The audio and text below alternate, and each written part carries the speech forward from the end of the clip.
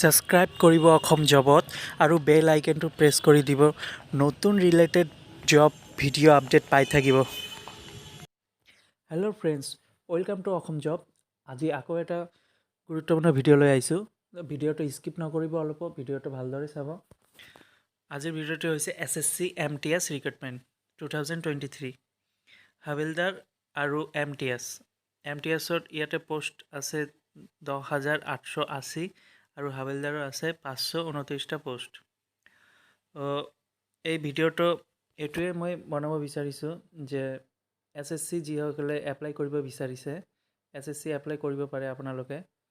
ইয়াৰে as limit আপোনালোকে চাইছে, এজ লিমিটটো ইয়াতে দি দিছে, কিমানৰ পৰা কিমানলৈকে ভিতৰত হ'ব। তাৰ ভিতৰত ইয়াতে SC ST OBC কিমান ইয়াৰ্ছ, ST কিমান 5 ইয়াৰ্ছ, OBC 3 ইয়াৰ্ছ, এক্স ছাৰ্ভিচমেনৰ ইয়াতে আছে 3 ইয়াৰ্ছ, PWD আছে 13 ইয়াৰ্ছ। ইয়াৰে এডুকেশ্যন কোৱালিফিকেশ্যন অকল মেট্ৰিক হ'লেই হ'ব, এপ্লাই কৰিব পাৰিব। তাৰ ভিতৰত আপোনালোকে যে এপ্লাই কৰিব তাত কিবা এটা ফিজ ল'ব। ফিজটো এইটো SC ST PWD কেণ্ডিডেটৰ কাৰণে নীল, একো দিব নালাগে। UR OBCৰ কাৰণে 100 পে' কৰিব লাগিব। তাৰ ভিতৰত ইয়াতে SSC এক্সাম চেণ্টাৰ ক'ত পৰিব আপোনালোকৰ এক্সাম ইয়াতে লিখাই আছে, আপোনালোকে পঢ়ি চাই ল'ব। আৰু কেনেকৈ এপ্লাই কৰিব এইটো অফিচিয়েল লিংকত গৈ আপোনালোকে এপ্লাই কৰিব পাৰিব।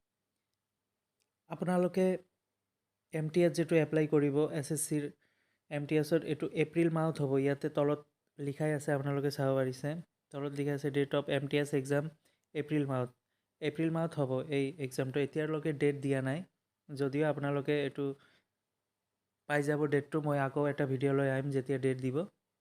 আজিৰ ভিডিঅ'টো এইখিনিয়ে। ছাবস্ক্ৰাইব কৰি দিব, যিসকলে নতুন চাই আছে ভিডিঅ'টো ছাবস্ক্ৰাইব কৰি এটা লাইক এটা দি দিব। জয় হিন্দ।